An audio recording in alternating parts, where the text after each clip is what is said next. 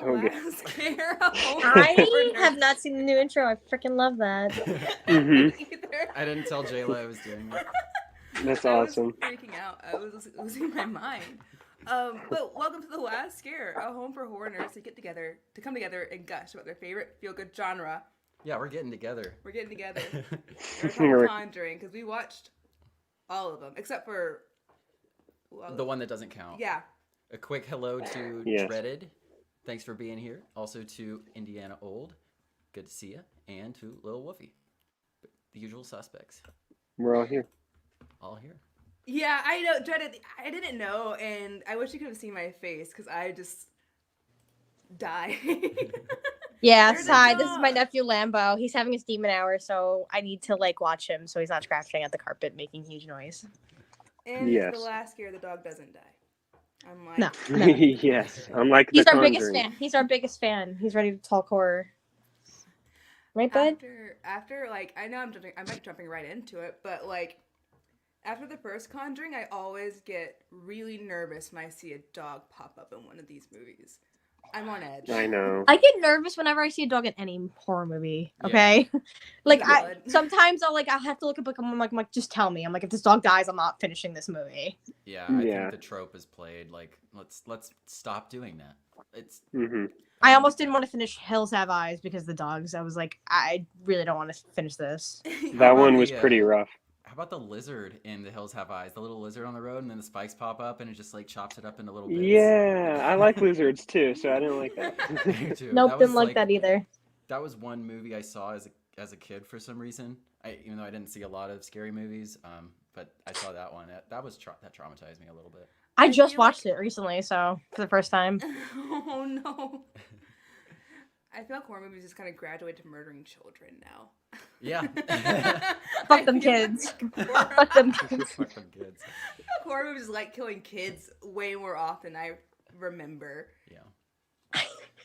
Yeah. But anyways, Conjuring. The Conjuring. The Conjuring. The Conjuring. Conjuring. The One, Conjuring. original Conjuring. Start of everything. I want to say that like I just really appreciate it. I really appreciate Conjuring coming in 2013 and using like a subgenre that's really played for me and feeling so special. Thank you, James Wan. The amazing opening was great. I really enjoyed the family dynamic. I think Conjuring is just a special movie to come out when it did. Hmm. Come out when it did. Yeah, that's one I caught in the theater, before my time as a horror nerd. I actually did see Conjuring 1, original Conjuring, in the theater, and I remember really enjoying it, and I've been wanting to rewatch it for years and years, and so I finally did, last week or whatever, and it's really held up over time. And now that I've seen so many other James Wan things, it's like peak pure James Wan. It's Oh yeah. it's gorgeous, it's funny, it's like really, really scary.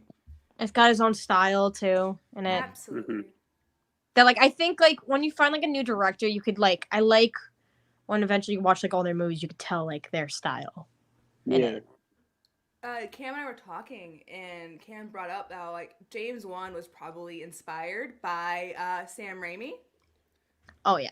There's and a lot it's of so Raimi stuff. yeah, it just kind of pops out more now that you brought it up. But Camera work and the editing and stuff. so good. But I want to mention or get started with the Warrens because they're just great. I love these two. I love having new horror icons on the hero side of things. I always get excited when I see them. They just make the movies for me. I think that's a huge reason why the main timeline of The Conjuring is like my thing. But how do you guys feel about them? Oh, I think their chemistry is great, and like that's definitely like a huge highlight of those movies. It's hard not to love Patrick Wilson It's and so hard. Vera Love Farmiga. him So when you so- put them together, They're so good together. Oh yeah. mhm. Like I- honestly, like even in some of the movies when they have cute like moments together, I'm living for this more than the actual horror movie because they're just so cute. Yeah. I really enjoy them on screen together. I already have like rapport with, I don't know if that's the right word, but Vera Farmiga being in Bates Motel, being Norma Bates, which was Yeah. a great show. A little dodgy, little plug. little dodgy plug. on the last season, but Mm. I also I never love... sat and watched it, but I heard a lot of things. Oh, it was pretty I great. liked it Didn't it go on for like a really long time? For like a couple years. for longer than you'd 5 think. seasons. Yeah, 5 seasons. Oh wow. And then Patrick Wilson. I think my first exposure to Patrick Wilson was probably The Phantom of the Opera by Joel Schumacher. Yeah. Really? Yeah. Have I've y'all never. seen that? I don't It's think I've great. fully ever seen that. If you rock with musicals, it's beautiful. I It's do. honestly I a just. beautiful I don't movie. know. I don't remember. Like I know like the basic story of it, but I couldn't like tell you like Mhm. Yes. So true. That's why I'm so Indiana glad Wolf. he like casted him as Ocean Master in Aquaman 1. And now we're gonna Yeah. get him back for the sequel that just dropped today. Yeah, Annabelle is in Aquaman and both Shazams. Yes.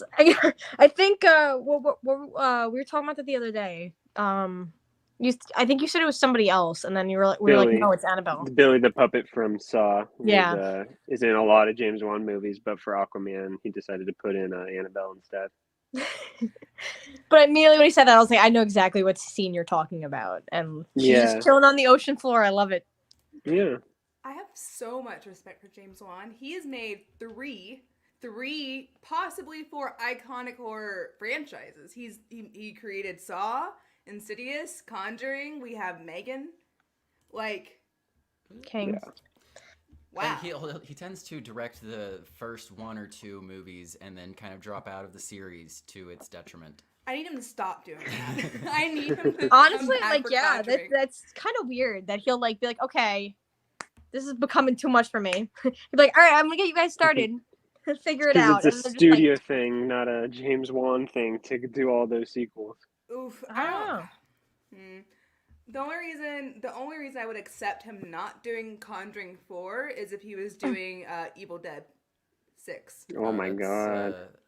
Yeah, sure. Yeah, why not? Why not? Oh. I'm really rooting for another Lee Cronin Evil Dead before the Sam Raimi finale, which fingers crossed. But I would Maybe one be day. very intrigued to see, like, you have the 2013 and that distinct style. We have Rise in a distinct style, and then we have another director with the third book doing its own thing with another book, and then it all kind of like comes together like a giant melted pot. But not to get to Evil Dead. yeah, Conjuring. Conjuring. No. We always talk about Evil Dead here. That's never an It's excuse. It's No. obligatory. Bring it back. Bring it back. So, a note on the watch order of these movies. For anyone who hasn't seen them, Jayla told me the best way to watch them was in release order because of like context from the movies as they're released. And after watching them, I don't agree. Really? Because I guess from my perspective, the franchise and the sequels were kind of like shoehorned together, and it just, I guess for me, that's like how I experienced them. So it's a bit different because I feel like I have more interest in the movies, having context going into it. I think ultimately the timeline would be best to watch them in timeline order, except for Annabelle Creation. That one really works best if you've seen Annabelle 1 already. Mm-hmm. Yeah. I think they did something really interesting with Annabelle Creation, but I guess we'll get there. Still on Conjuring 1. Any more Conjuring 1 thoughts? Do you have a favorite scare? Favorite scare? No, you have Conjuring 1 thoughts. You do. Any cast members? Ron Livingston. Yeah. Ron Livingston is like my hero from Office Space. I adore this man. Henry Allen. He changed my life in Office Space, and seeing him not knowing. Oh that yeah, he he was is in it, I was just like, Henry. oh. I liked his role a lot. I keep forgetting because like they recasted him from Billy. Oh yeah, he's Flash's dad now, Yeah. Mm-hmm. or for that one moment. Who knows? Yeah, not anymore. Not anymore. Not happening. I thought I had more to say about Conjuring 1 than I do, but do you guys have any favorite scares from 1 at all, maybe? Oh yeah. Oh, I do actually. The clap for me. But go ahead, Blake. I would say the clap, but it's so like it was in every trailer. It's on the poster. I was just like, it never got me as clever as it is. What got me was the closet. or the Oh. wardrobe if you're that kind of person, because it's misdirection. That's how you do good jump scares. They search that closet and nothing, and then they turn around and it's the creepy lady on top. I don't know. I'm kind of a baby. They all got me. That's Yeah. valid. It has good scares too. Like Yeah. they're good. Like that. That's why you watch them, you know, for like the thrill of it. But like I said, like I'm a baby, and like any little thing I don't know about will scare me. Like if it's a jump scare. So. Yeah, I think this series has a lot of good scares overall. Mm-hmm. Usually James Wan creation. I think James Wan's just really, really great at building tension. Mm-hmm. Yeah. You know, Yeah. I think is especially scary is the movie Annabelle, and how it really is kind of maybe the lowest point of the franchise. For me, yeah. For me it is. And we were watching it, I've only seen it once, and I swore, I was like, I'm not watching this ever again. And we were watching, I'm like, maybe I was too hard on it. And then I was reminded why I don't like Annabelle, and it just soured my mood. I'm not a fan of this one, and if you don't have anything nice, don't say anything at all. So please, someone take the floor. I don't hate this movie. See, okay, I'm kind of curious what your beef was with it. I can imagine. It's not a perfect movie. But you got one-sided beef with this movie.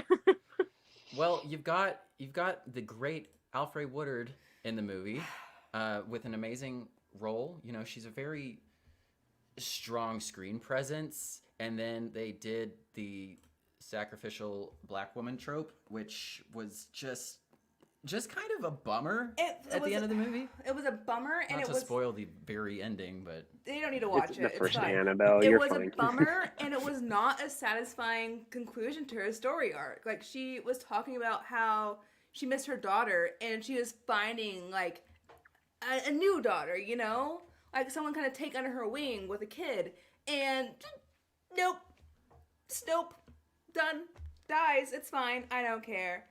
It was just a really unsatisfying ending, and I feel like they could have done a lot of interesting stuff with this, and it just didn't. The whole crazy cult teen thing. I was like, come on, guys, is this what we're doing? We're doing Manson. we're doing Annabelle Manson. We're doing Annabelle Manson. Please, give me a break. Decisions were made. You've got what's her name? Annabelle Wallace is the actress's name. That must have been confusing. She was homegirl from *Malignant*. Yeah, we were like, I was. Oh, she racking my was. You're brain. right. It's the hair color completely. Yeah, I recognized her. I was like, oh, I know that face, but she kind of has like a normal face. It took me I had to look it up. I think when I watched Annabelle for the first time, I don't think I saw it in theaters, or I don't really remember if I did, but I watched it rewatched it at a friend's house, and like watched it. That's not exactly what I remembered or expected from it at all. It being, you know, like you guys said, like a Manson. Yeah. I don't. Yeah, that was very out of pocket. Did not expect that. I'm just kind of confused on how the whole thing works. Like, a lot of the stuff they set up in the first one with how Annabelle works was very short, but they like described a few things, and I feel like they kind of got wishy-washy on the rules the like longer Annabelle went on, and it's just it's a bit of a mess. It's kind of a messy part of the Conjuring universe to me. Yeah. The Annabelle timeline gets a little confusing. I wouldn't say it completely doesn't make sense, but when you get to Annabelle creation, it's like I really wish that we had recorded an audio commentary, because we've been thinking about maybe recording some audio commentaries, and I was very frustrated throughout the. We'll get to it, but the timeline is janky. It is janky. Bonkers. Yeah, I guess I just kind of felt cheated by this movie. It just could have been a little bit more interesting, but it wasn't. No. Sith Morrison's here in the chat, says just popping in to say hello. Can't stay, unfortunately. Left a like though. Thank Appreciate you. that. Aw. Also, The Conjuring 1 and 2 are perfect, and The Nun 2 was genuinely a good time. See you guys. 4 hearts. Aw. Four hearts right back at you. 4 hearts. Core 4. I always love hearing from you, Jordan. 4. I feel like I'm being such a negative Four. Nancy. Like, I'm sure Annabelle isn't that bad, but it just left a sour taste in my mouth. What do y'all like about it? Yes. I like the first half of it. Mm-hmm. Like, I think it's more so like, see, that's where it sucks, is because I like it because it's just like a genuinely freaky home invasion movie. Not that it's a good Annabelle movie or a good movie in the Conjuring franchise. But then as the movie gets on and they start making more decisions, it's like, okay, you're not going down the hill that I wish you were when it comes to this. But no, and I forget what movie it's from, but they stole that really clever scare with somebody running at the camera as the door is closing, and when they push the door open, it's someone completely different. I think it's I remember cheating, that one, but yeah, that one got me. I gotta look up what movie that is actually from, because it was scary in that one too. Yeah, it did have a handful of good scares. I agree that it lost itself in the second half. Yeah. Yeah, that's pretty much It became like it's something completely different than like it started out to be, and it's just like Yeah, and it was one of the more hyped Conjuring sequels, and it ended up being one of the biggest letdowns, which hurts. It does hurt. I can't like say Blake. yeah, it's like, you know, I don't love it to the point where like I'm gonna like watch it all the time, but like I also like don't hate it where I will never like watch it again. Yeah, I don't hate it. It's just like it's alright. I enjoyed it. I had a good time. It's the worst Annabelle of the 3, that's for sure. Yeah, the other 2 get a little wacky. Well, I don't like entirely love all the spin-offs that much anyway, so That's Yeah. fine. The one spinoff I wanted, we never got. So there's The also Crooked that. Man. Me too. Who I know he was literally ranting me about that the other day. I was like, I don't know what When you we want were- me to do about When we this. started The Nun, I was like, could have been the Crooked Man, but no, they had to I take was- that one away. I was like, okay, I don't know what you want me to do about that. He was stuck in the wrong movie. And that's literally my only gripe with The Conjuring 2 is the Crooked Man. Amazing character, just stuck in the wrong movie. He reminded me too much of Slender Man. He freaked me out. Didn't like I him. love him with his little hat and glasses and shit. Too Slender Man for me. Yeah, they cram a lot of new, interesting villains and characters into the second one. I mean, that's where we first get our appearance of the nun, the nun, in the hallway there, and yeah, she was there. And I just think it's weird that they just completely vanquish the nun at the end of this movie, and then we go back in the nun prequels and just like see Valak's story. It's like it's Black Widow syndrome. It's like, Yeah. I mean, Wow. I've never heard it put that way before, but that's true.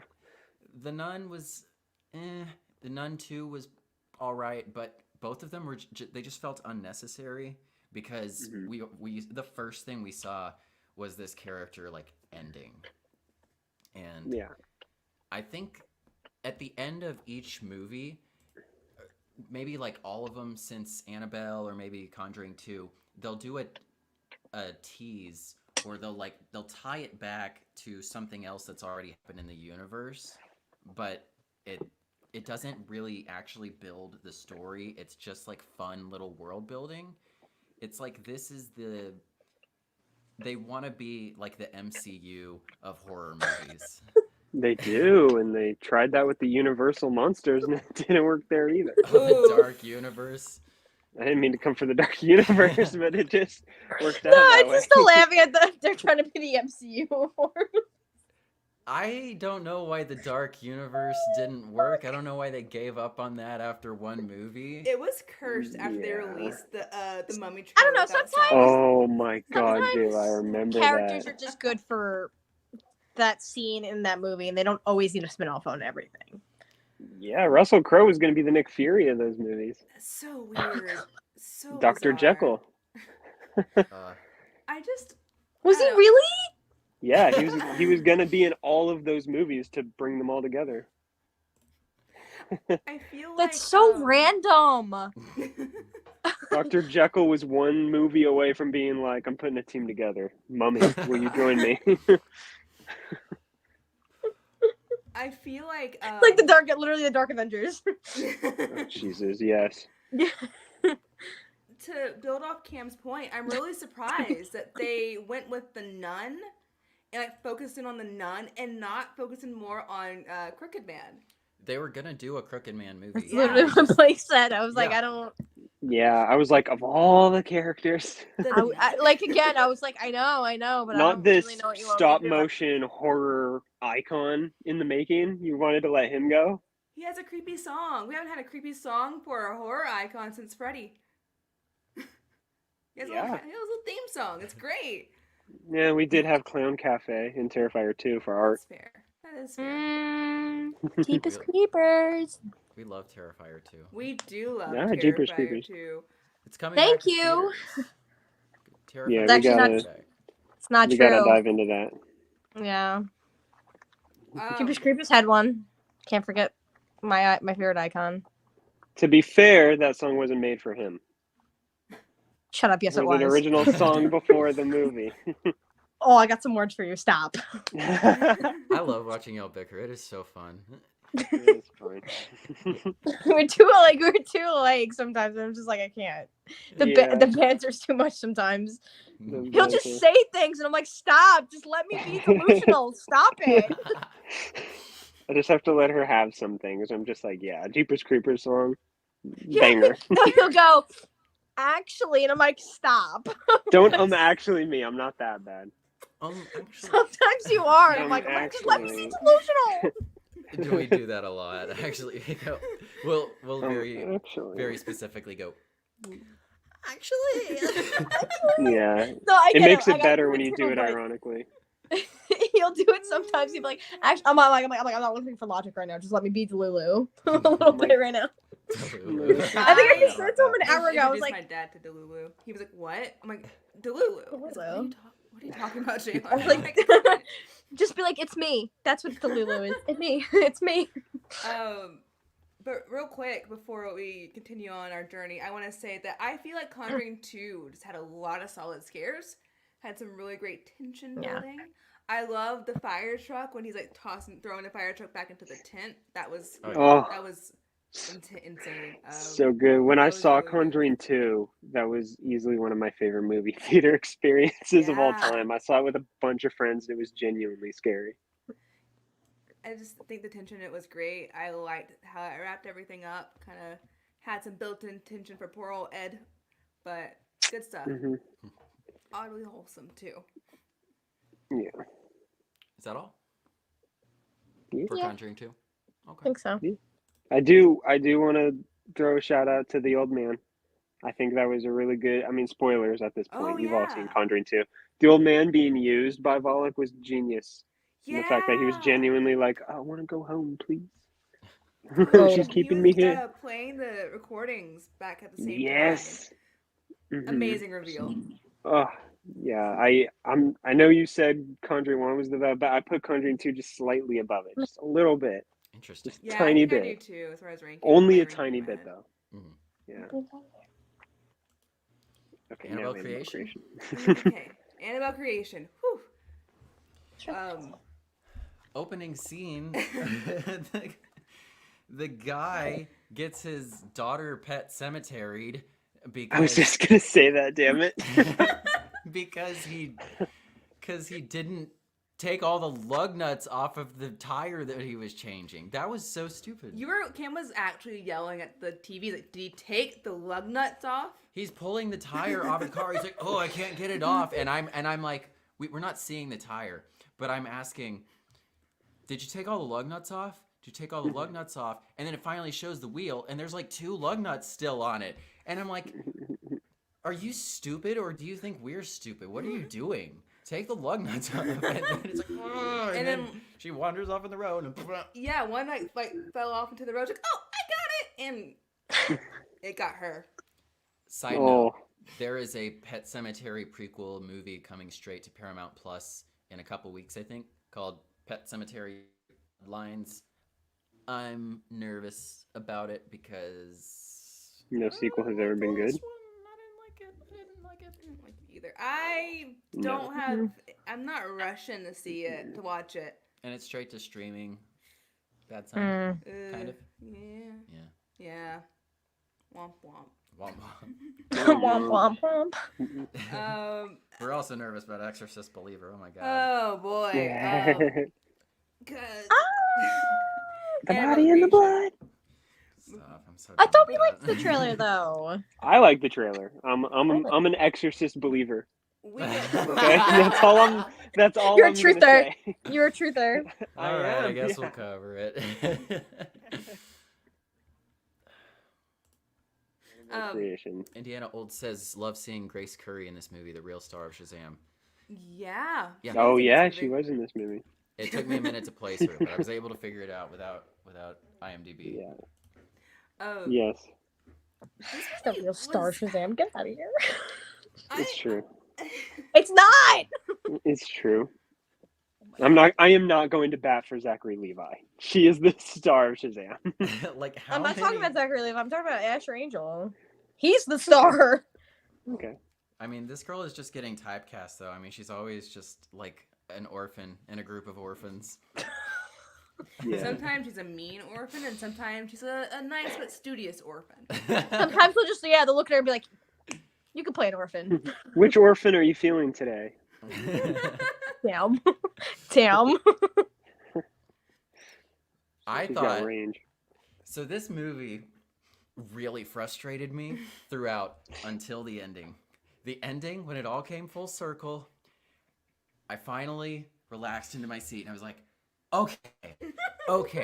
But from the get-go, I was like, what the hell are they doing with the timeline here?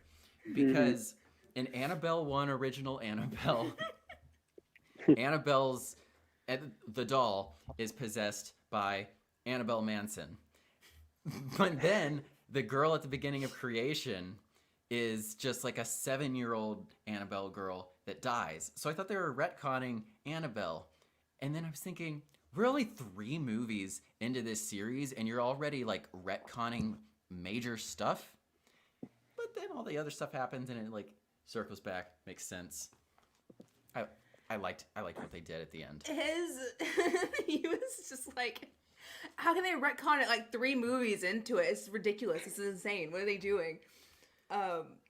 It was a lot of fun for me. You have Janice, I think? Janice. You have the girl with polio, and you know she gets possessed and runs away at the end and becomes Annabelle Manson because she's possessed by Annabelle. So she calls herself Annabelle. And then I think when it circles back to Annabelle 1, it sort of doesn't make perfect sense because of the doll. This is where I start having questions. Mm-hmm. Because it was revealed that the parents like missed their daughter, and they're like, yeah, we'll just agree to let the spirit, who they think is their daughter, into the doll. Turns out it wasn't. It was a weird horn guy. A demon?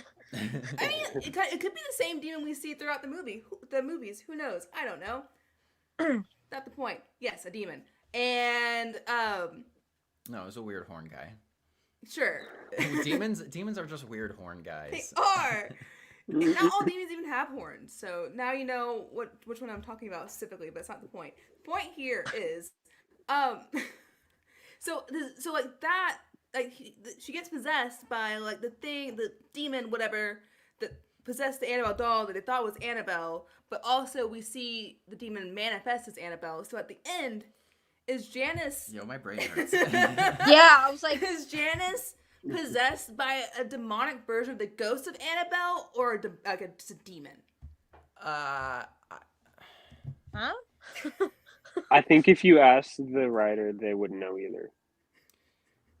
So the parents say that they reached out to whatever entity would allow them to see their daughter again. So I guess Janice is possessed by that demon, but that demon like thinks it's Annabelle.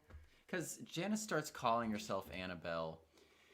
But then back in Annabelle 1, you know, she bleeds into the doll and possesses the doll. It's awful coincidental that doll lives right across the street from Annabelle Manson's parents. And I don't think it's the same doll. At the Because beginning it's of one of creation, 100, yeah. the doll maker, who is Annabelle's father, he builds the doll, and it says 1 of 100. By the end of Annabelle creation, the doll is kind of grubby, grimy, and maybe a little bit chipped away. So I really don't think that the one that Mia has is the same one. If it were, that would be a really like stupid coincidence. Yes. So, another question I had. At the beginning of Conjuring 1, original Conjuring, they say that, like, ghosts can't possess objects, only demons can. Ghosts want to possess people. Yeah, the doll's just a conduit. Yeah, what I'm thinking in my head is when Janice got, like, demon goo thrown up into her mouth, like baby birded demon goo into her mouth, she, like, kind of, like, became the demon, because she did that really, one of the coolest scenes, when, like, she, like, slips back into the dark, and you get crunching, and the eyes go up. I was really into that. I thought that was really effective, of course, and it led into the most brutal scene in my eyes.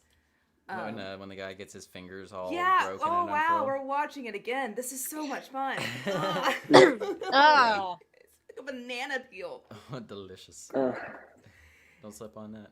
I might be a little late here, but Dreaded headed out. It's good to see you, Dreaded. Thanks Good to for see you, being man. here. If you're still here, leave a like. But Oh god. so I'm guessing that Janice is no more. Like, she just kind of, like, the demon kind of goes dormant within her for a couple years, and she goes all, like, Manson-y. And then when she dies, she has demon blood in her, and the demon blood sleeps into the Annabelle doll. And that's what possessed the Annabelle doll. It comes full circle in a really interesting way, but I don't think at the end of the day it makes perfect sense. No. And the timeline gets confusing because when they do the little bit at the end of each movie where they tie it back to a different movie, it kind of gets confusing at what point things happen. Because the Warrens get the doll in 1968, and basically Annabelle, that's right after Annabelle 1, and right when, I'm so confused. Talking about, I'm sick. I'm sick now. I can't. I think we just thought ourselves into a corner with Annabelle creation.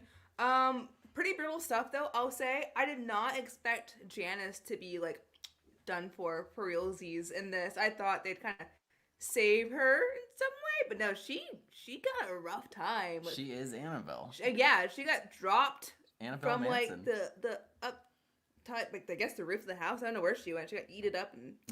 The reveal that that Annabelle Manson was always possessed, I think I thought that was pretty awesome. Yeah, no, I really, like, this was... I enjoyed it. Yeah. And it had, most of the jump scares in this movie I thought were really funny. Like, they still they were still startling, but also I was sitting like 10 feet away from the TV. It wasn't like in a theater, so most of them made me laugh. There was one that did get you, now that I think about it.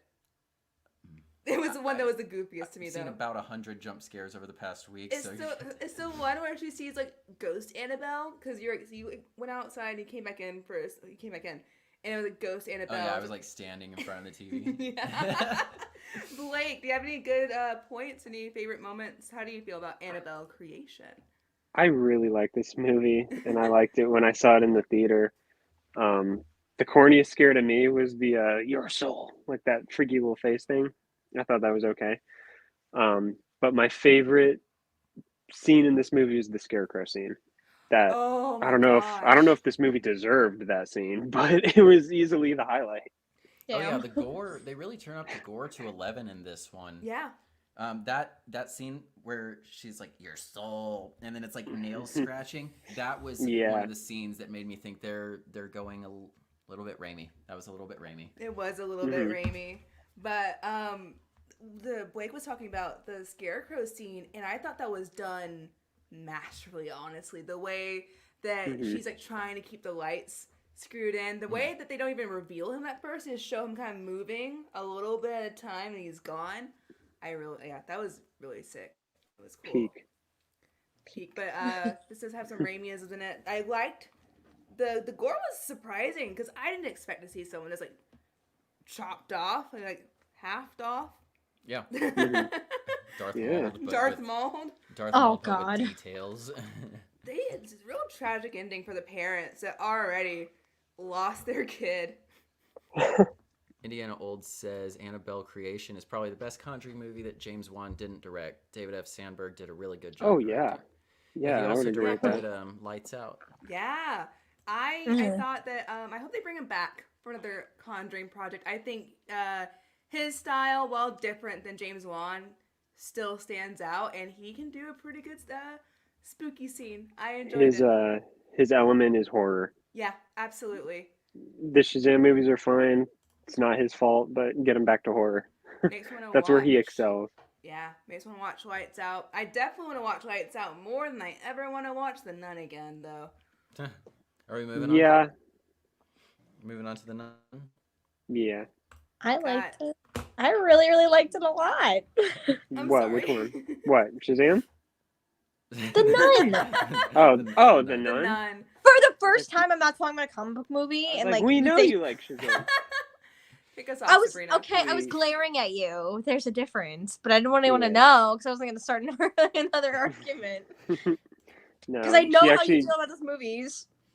Well, she made me like the Nun more after our rewatch of this one. Oh. Did It just a little bit more. I hated it when I first saw it in theaters, but watching it with her, she was just like vibing with the scares a little more, and it really is who you I guess surround yourself with when it comes to certain movies. Because also the people I saw this movie with in the theater did not vibe with the scares or anything, but I don't know. Seeing her scared at some of the things like the father getting buried alive made that whole scene so much more enjoyable too.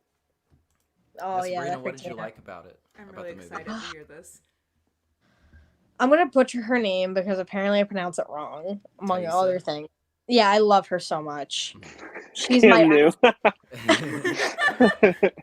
Yeah, that's a name I didn't know how to pronounce fully until I watched Yellow I've been Jackets. saying it the way I've said it, Yeah. and Blake's like, "Who?" And I'm like, Taysa. I'm like- "Oh, I called it Tasia." Wait, Lorraine you said Warren's little Tasia? sister.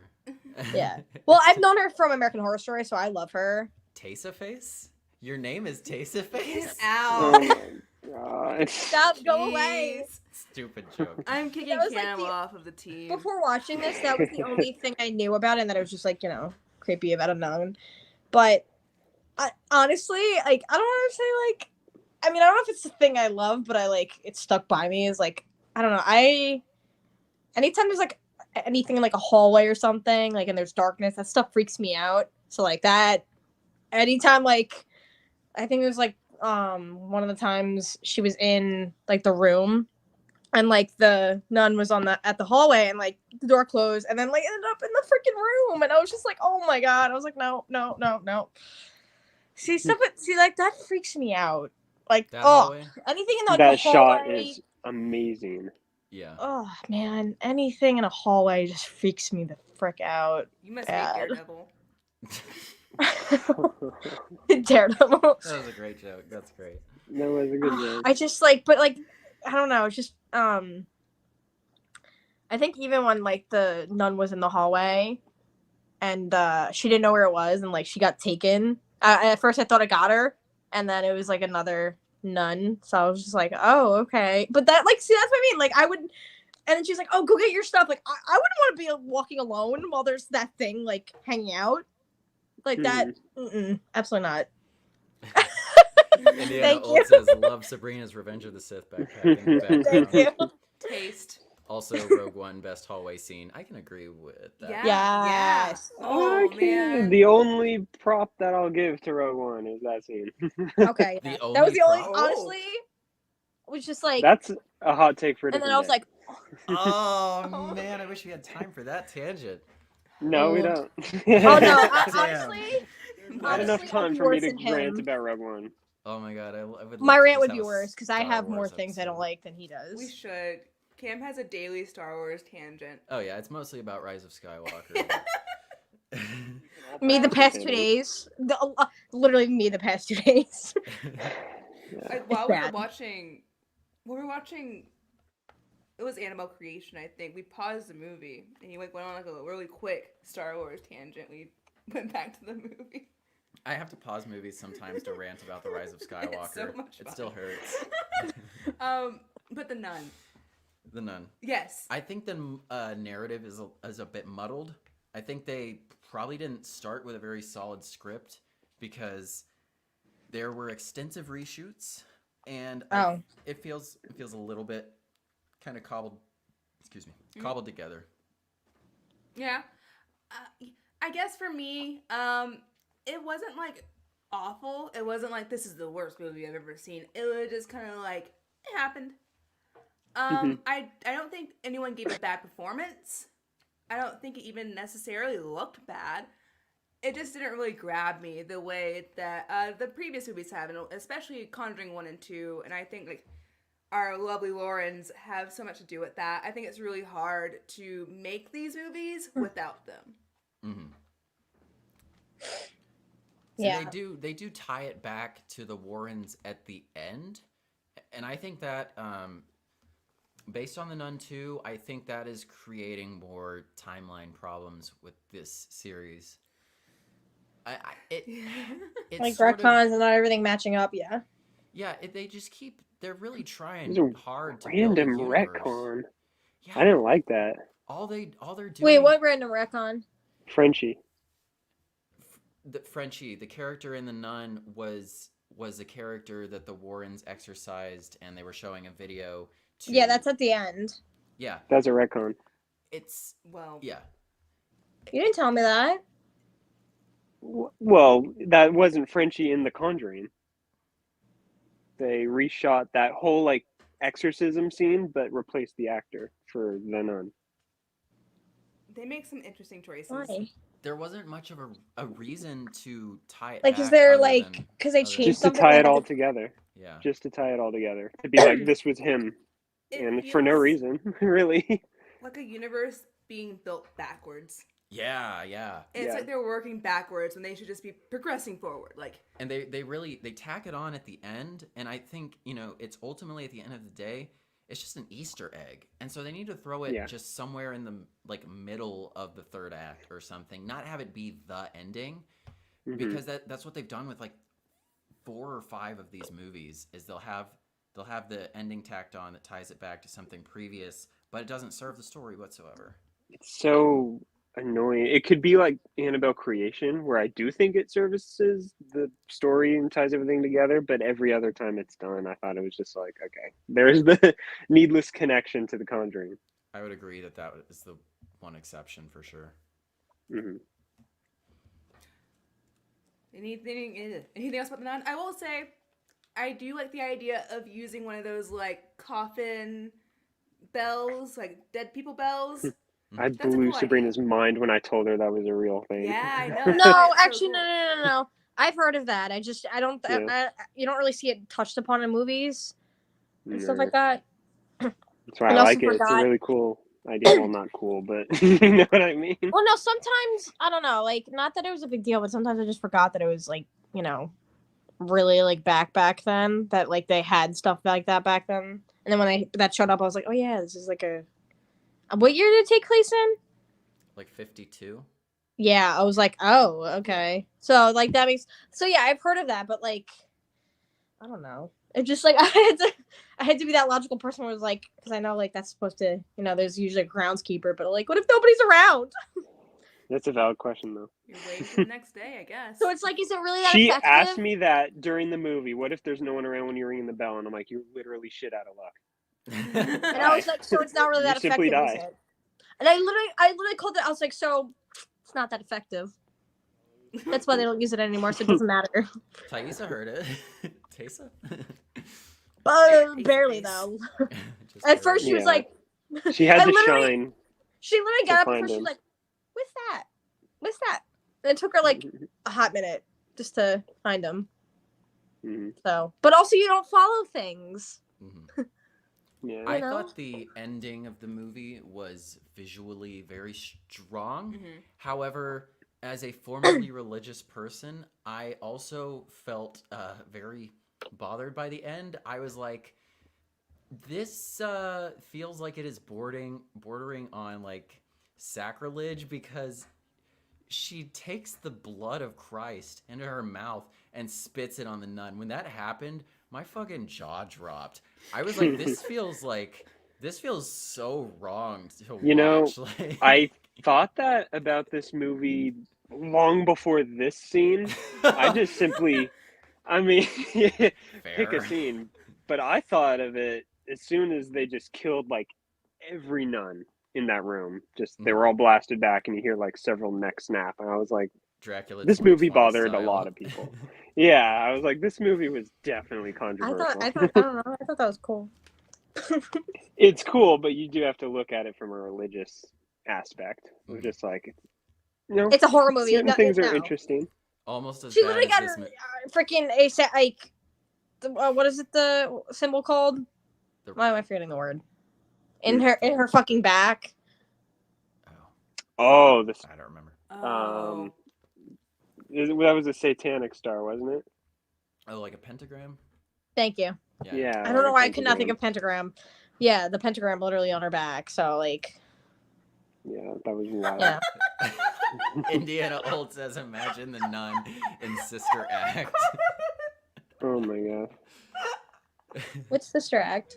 It's with Whoopi Goldberg. It's a Whoopi Goldberg comedy Oh. where she plays a nun. I think it's a musical. That visual image is so funny.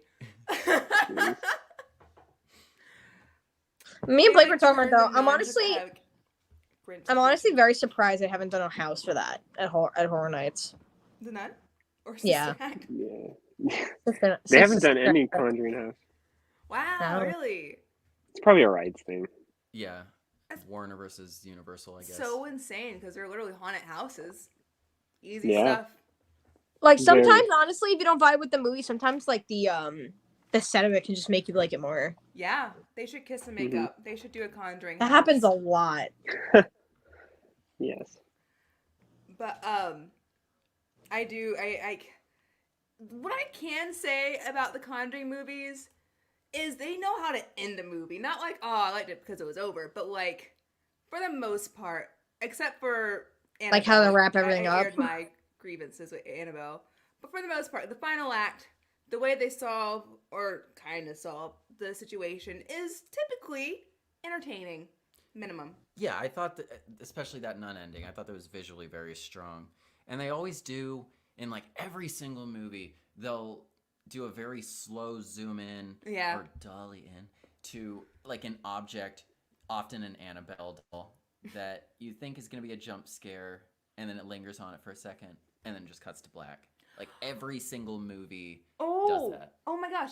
I'm going to backtrack for a second. I love the way they ended Conjuring 2 with them dancing. They were dancing to a song. The D song, Can't Help Falling in Love. And like they just ended on a sweet note. Oh god, that was love such a good ending. Patrick Wilson's Elvis voice. Yes, love that shit. Oh, that was so sweet. You don't like really Change me as a person. I just love that ending. I love that they ended on them together after they went through all of that. But that's what I'm saying. Like every time, like when there's some freaking fucked up shit happening, they always have like that sweet moment, and I'm just like, they're the horror it couple for a reason. Yeah. You need those. I love them.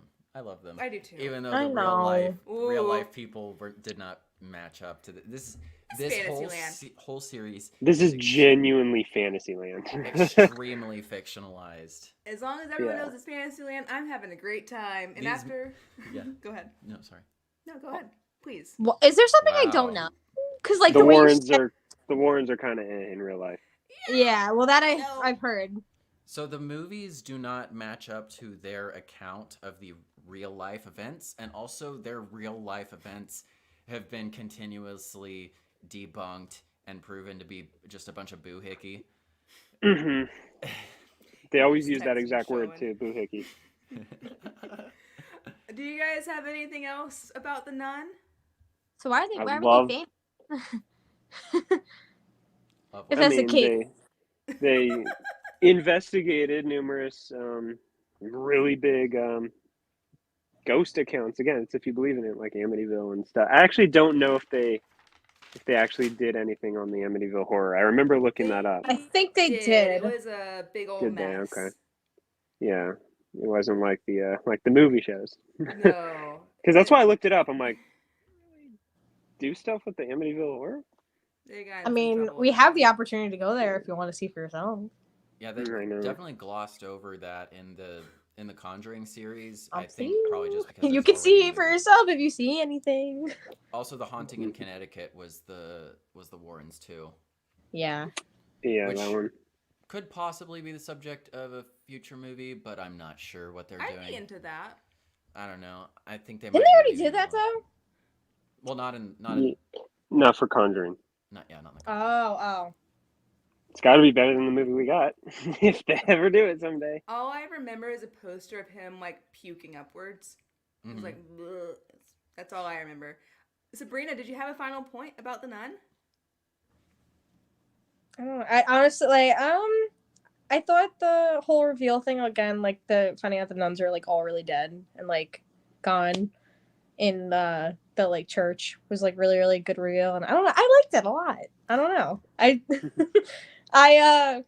think it's one of those things that like once Blake told me that it wasn't very well received, I was just like, not that I was determined to like it more, but I was just like, I don't know, I like the cast. It's because I did the same thing with Army of Darkness, and she ended up adoring that movie and brought me on her team as well. I always tend to do that. I don't know why. He's always like, "Oh, I really did not vibe with this movie." And I'm like, "Okay," and I'm like, "I liked it," and he's like, "Oh wait, shit, me too." That's how That why. doesn't always happen, but in these two cases, it did. I So find if that you're we ever like often upset, you like a movie, I'll watch a movie with me, and apparently I'll convert you. We'll see. we all have really different takes on movies. I'm always very surprised. I don't know why I'm surprised, but finding out like what we disagree on, it's always very interesting.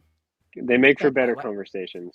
Yeah, I like how much different perspective we all bring into this every week. It's really interesting. It is. Yeah. I mean, agree. like, I don't know. I think it's because I'm still like, sometimes still relatively new. I haven't seen everything, so I'm just like, Same. till this day, basic Yeah. jump scares. That's will still also get what me. makes it fun. Me and Jayla are just like, oh, just you wait till you And see it's like, this. oh shit. I'm like, oh, what's happening? And he's like, just wait. And I'm like, no, I don't want to wait. You don't That- even know. That phrase pops up a lot. I'm like, Cam, you have no idea. I think, But- but it's also because we'll go like months. Like I think there's like a period where like for months we weren't really watching like any horror movies, and then like recently we've watched like everything, and I'm like, okay, everything is scaring me now.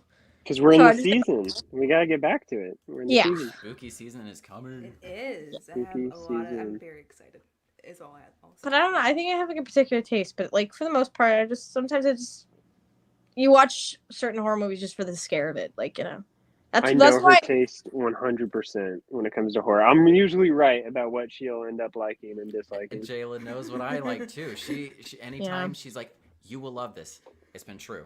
When she showed me *Malignant* for the first time last year, Oh, yeah, I was like, "Yeah, for sure." Mhm. I Love was this. hounding him about *Malignant*. I'm like, you have to watch it. Just watch it. Don't look it up because he'll look up movies. Sometimes like you can't look anything up. Yeah, I don't mean That's to Blake. spoil things for myself. I took a Sometimes I just, like, picture of her reaction to the twist in *Malignant*. Oh, I'll have to drop that in man. the chat later. Oh my She's god, yeah. I was like, yeah, I knew that was nothing good. about it. Like The nothing. last two horror movies I showed her just these past couple weeks, I was right on both of my predictions. The first one was House of Wax. I knew she'd love it, and she loved it. And the Loved second it. was House of a Thousand Corpses.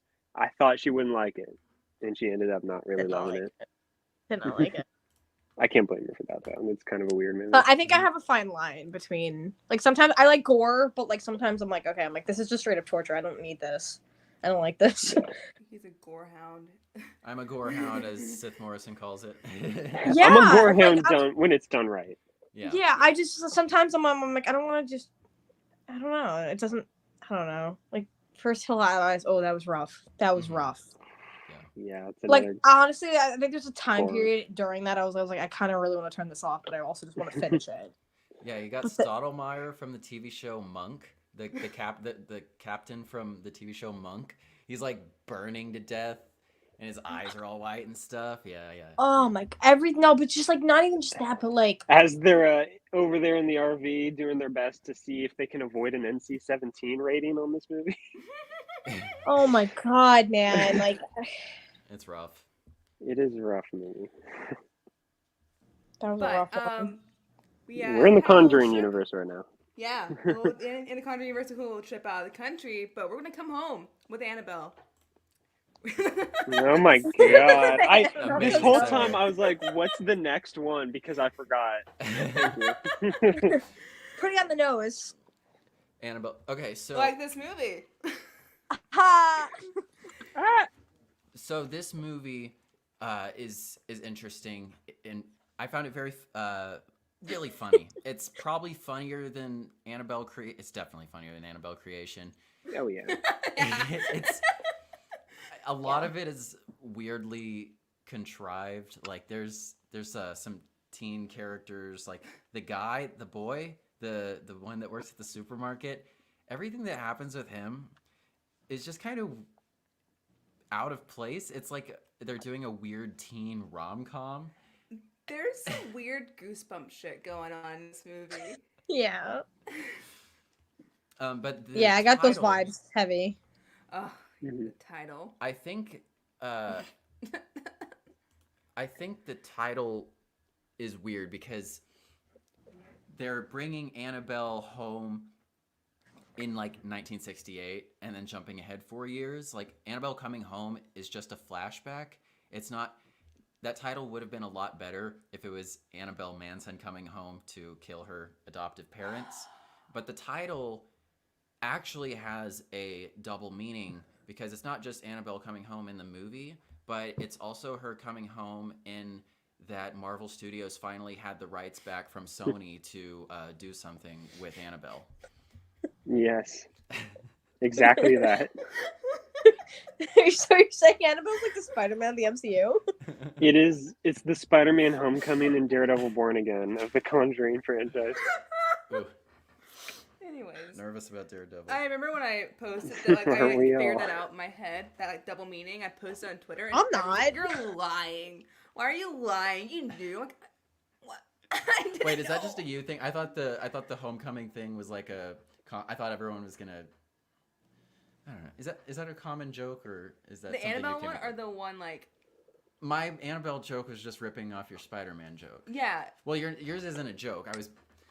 I'm very tired. it's okay. We I'm can very figure out the movie. We'll confused. figure it out later. I was doing a bit, guys. I was doing a bit. It's all a bit. It's fine. This movie's wacky. It's very wacky, and I feel like they're just kind of like we haven't seen any new creatures or demons or spirits or whatever in a while. 'Cause Or we've just been werewolves. focusing on the nun, so and Annabelle. So here we go, and that's about what we got in the movie. It is not easy being the child of Lorraine and Ed Warren. Jeez. Little Judy Warren is having a little bit of a tough time because her parents are very famous, and also they're being accused of a whole bunch of boohickey. But the star, McKenna Grace, was the young Theo in The Haunting of Hill House. She was also the young Carol Danvers in Captain Marvel. She was also the young Madison in Malignant. And she was also young Sabrina in Sabrina the Teenage Chilling Adventures. Is In what I meant to Sabrina's say. That one's documentary. probably out of all of them that might be the most spot on to me. Wow, she plays like a lot of. No, young but they look versions like of really people. close. Like Yeah, I'm even thinking about it. And I'm like, yeah, for sure. like that one. She honestly, any character that's probably like blonde that needs a young actress, she'll play them. Mm-hmm. You guys have any highlights of Annabelle Comes Home? I No, like no. that there's a werewolf in it, but that's not to this movie's benefit. I just like werewolves. You Yeah. saw the werewolf too? There's a better Conjuring movie that could have come out in this one's place. Is Crooked it Man. Crooked Man? The Crooked Man, You've yeah. been cheated. Oh my god! Instead of Annabelle 3, we could have had Guys, the just Crooked fucking Man. make this movie for him. He's so bitter. I agree with him. That's- I would have preferred getting Crooked. I feel like Annabelle 1 and 2 closed story. We have the arc. We're good. Don't need any more Annabelle movies. Let's move on. Exactly. That's what I was thinking. Halfway through this movie, the very first time I saw it, I was just sitting there like, this could have been the Crooked Man. Like, I don't like this. There's no point She's anymore. not Chucky. She's She a doesn't doll. deserve all these movies. Yeah. I just don't see the point anymore, Annabelle. She's a doll. As long as you keep her in her doll case, you're fine. We have her full story. Circle completed. Yeah, they just put her back in the case. Yeah, we don't have any more questions. We don't need any more answers. Just let her rest. Just let her chill. What's she gonna do? Open it? No, because she's a doll. Honestly, because of this, probably like tomorrow they'll be like, "Oh, here's another sequel, an unnecessary sequel that we're gonna be jinxing." They're gonna watch our stream and be like, "All right, guys, Annabelle 4, let's go." Okay, how do we So like annoying. make another movie that's not what this kid wants? No, like I want to buy the NECA Crooked Man figure and just be like, "We're gonna get you that movie someday, buddy." Comes Man, with his I little wish. umbrella. I just I know. wish it'd be way more He's interesting cool. because he actually does things. Like And he I'm talks. against having Annabelle as like a horror icon because she just sits there. She like the demons possess the doll. The doll is just a doll. Yeah. And it's a whole other Chucky canvas. solos. Chucky's Anyways. always on top, and Megan made sure Annabelle moved nowhere. Megan already surpassed her. Oh, for sure. Queen. But Chucky still solos. Queen. He's the Chucky's top. always solo. And yeah, anyone else on Annabelle Comes Home? I was slightly annoyed with it, but it was fun. It was alright. They need to stop making them. I'm over it. Yeah. Funny, but it was a slightly frustrating watch. There's one scene where People watch. what's her name? Daniela is looking at a TV and it's like showing like 10 seconds into the future maybe. And I thought that was a really cool, trippy visual, but it felt like it belonged in a different movie. Oh yeah, they did that in Cam. Cam? The movie Cam. Oh, the Cam. Yes. Glitching here. The Cam Girl movie. Yes. Yeah. Something similar, at least. Anyways, they're irrelevant. Conjuring 3! Conjuring 3? Conjuring 3. This one is weird. Devil made me do it. What was the original title? I If you remember? forgot. That's a great question, Blake. Blake, you want to kick us off real quick on this one while I conveniently look it up? Conjuring Tokyo Drift? Conjured too hard? Too hard. Too hard to Conjuring? Oh God. I can't find it. I didn't hate this movie. It's the first Conjuring without James Wan. Like, first actual, like, The Conjuring movie without James Wan, because he did 1 and 2. And you feel his absence. Mhm. The scares... The scares face, weren't... you're like... I'm trying not to be a negative Nancy right now. It was, We don't have to like everything. the scares were fine. I didn't find any of them genuinely scary. There was a scene in the morgue that I thought was fun. They had some tensions rising, and I feel it delivered. The villain was a witch, I guess. You know, I don't know. I didn't care about anything this woman was up to, and the trial of this kid. I mean, like, it's a genuinely good plot. It's the first murder court case where the argument is that they were possessed by a spirit that compelled them to do what they did. So that's interesting enough, and it didn't really go anywhere. Yeah. Did you find the I title? don't know, man. I did not find the title. I didn't find the title. I'm gonna keep looking. Thank you, Blake. Mhm. I feel pretty similar. It just felt so. It didn't really feel like a Conjuring movie to me.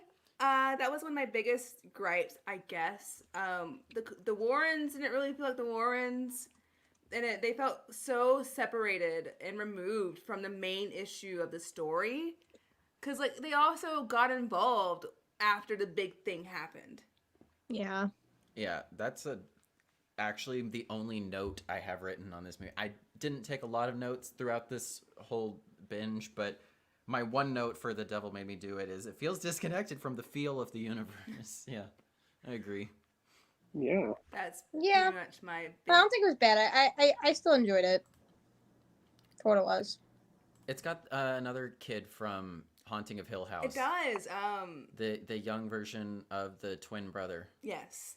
I forgot the names. I've seen that show 2 times, maybe 3, and I cannot think of his name right now. There's a lot of characters. That was my issue with like the first episode of that show. Was I was like, there's too many characters. Not for long. Yeah, because it's got, you know, the old versions and the young versions of them, and those are all different people.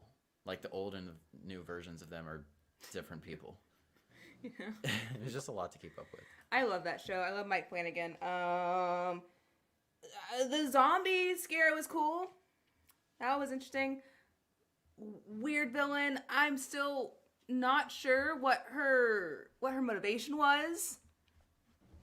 Really? Like, why?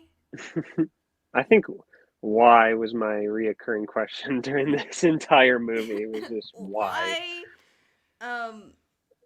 It just felt a bit weird, a bit off. Yeah. Mm-hmm. Very weird entry into this franchise. Yeah, they tried to do a courthouse drama, and like, oh, was it Emily Rose? Haunting of Exorcism of Emily Rose? I thought they were going to do like something like that. They didn't. You have an issue with some like real life yeah, ramifications here, right? So this, I get that like the Warren, like this is all fantasy, but where this gets a bit hazy for me, it gets to a gray area is how like there was a real life murder that happened, and there was a real guy who his defense on trial was demonic possession, and to me it just feels a little weird having a movie very literally saying he was guilty because he was actually possessed by a real demon. Mm-hmm. It feels a bit weird. It's nothing that like, I don't know. It's just something that it makes me feel a little bit weird. So I think it's a gray area when you're covering this stuff, when you're covering based on true story stuff. Because like, you know.